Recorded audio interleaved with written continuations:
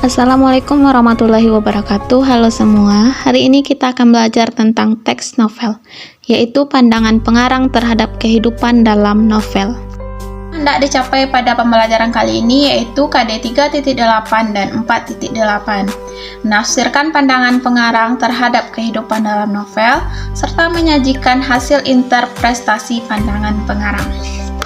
Pandangan pengarang, maka kita harus memahami dua hal dulu, yaitu apa itu novel dan apa itu struktur kepribadian atau psikoanalisis menurut Sigmund Freud.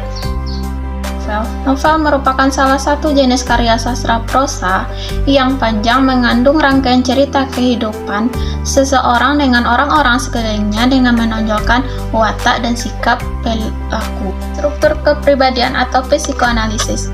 Psikoanalisis sendiri merupakan cabang ilmu yang dikembangkan oleh Sigmund Freud sebagai fungsi dan pelaku psikologi manusia. Dalam teori ini, kepribadian ini dipandang sebagai sebuah struktur yang terdiri dari id, ego, dan superego.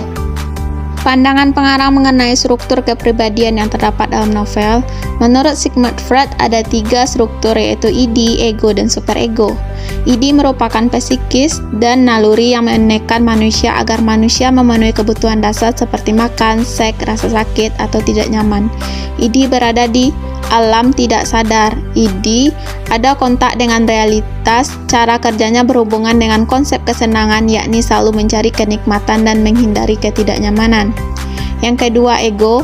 Ego terperangkap di antara dua kekuatan yang bertentangan dan dijaga serta patuh pada prinsip realitas dengan memenuhi kesenangan individu yang dibatasi oleh realitas. Yang ketiga yaitu superego, yaitu mengacu pada moralitas dalam kepribadian. Superego sama halnya dengan hati nurani yang mengenai nilai baik dan nilai buruk.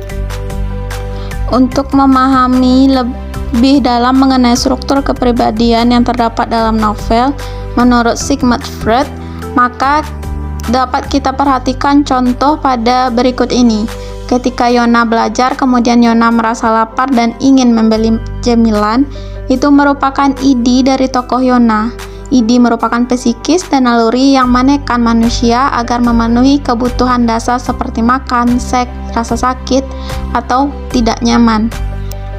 Ketika Yona memenuhi keinginan untuk membeli cemilan, itu merupakan ego dari tokoh Yona, karena ego selalu patuh pada prinsip realitas dengan mencoba memenuhi kesenangan individu yang dibatasi oleh realitas.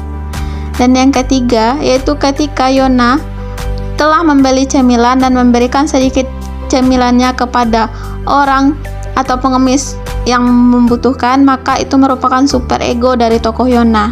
Karena superego selalu mengacu pada moralitas dalam kepribadian. Berdasarkan contoh di atas, silahkan tentukan dan interpretasikan struktur kepribadian yang terdapat dalam tokoh utama novel Segitiga karya Sapardi Djoko Damono berdasarkan langkah-langkah berikut. Yang pertama, baca dengan cermat novel Segitiga karya Sapardi Djoko Damono. Yang kedua, tentukan tokoh utama dalam novel Segitiga karya Sapardi Djoko Damono. Yang ketiga, tentukan struktur kepribadian yang terdapat dalam tokoh utama novel Segitiga karya Sapardi Djoko Damono sesuai format berikut ini. Yang keempat, menyajikan interpretasi dalam bentuk karangan. Itulah pembahasan kita pada hari ini mengenai pandangan pengarang terhadap kehidupan dalam novel. Terima kasih dan sampai jumpa lagi di lain kesempatan. Assalamualaikum warahmatullahi wabarakatuh.